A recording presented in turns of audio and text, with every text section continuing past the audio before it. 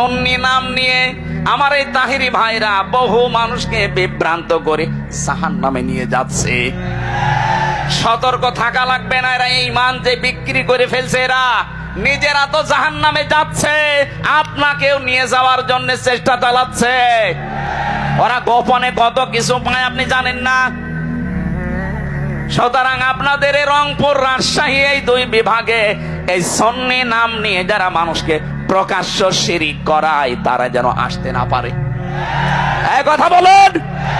এরকম প্রতিটি জেলাতে আওয়াজ তুলবেন, আল্লাহর সাথে যাতে অন্য কাউকে যে ডাকে তার শাস্তি হবে ডবল। সুতরাং এই কাজে বুঝে করেন আর না বুঝে করেন, আজকে থেকেই ফিরে আসবেন।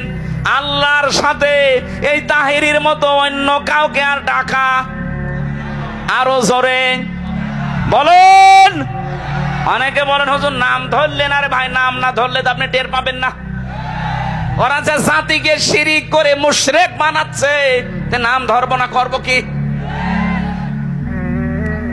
আজকে থেকে সিদ্ধান্ত নেবেন, আমি আল্লাহ বাদে অন্য কাউকে ক্ষমতার উৎস মানি না।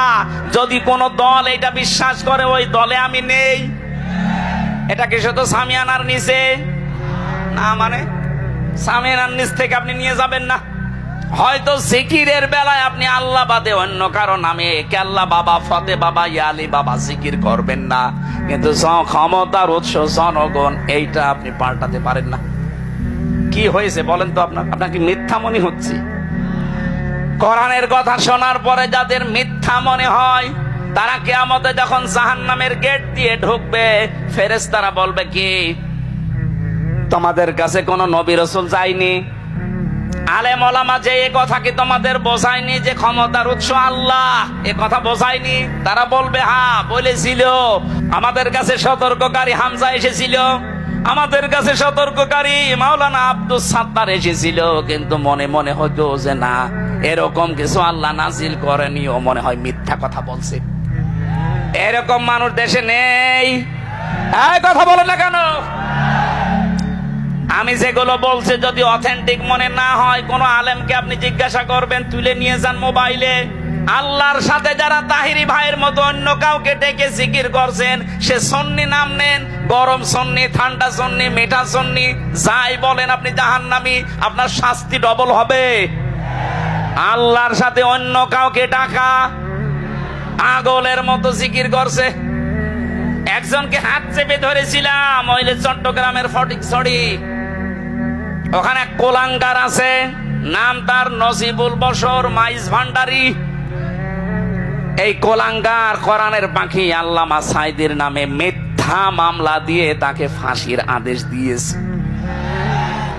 এত মানুষের শাস্তি কিন্তু এদেশে হচ্ছে কম বেশি, কিন্তু এই শয়তানটা এখনো ধরাছোঁয়ার বাইরে আছে। এক কথা বলেন না কেন? চাঁদপুরের আর একজন ছিল আমার সাথে জেলখানায়, তথাকথিত ভণ্ড পীর, মাজার ব্যবসায়ী।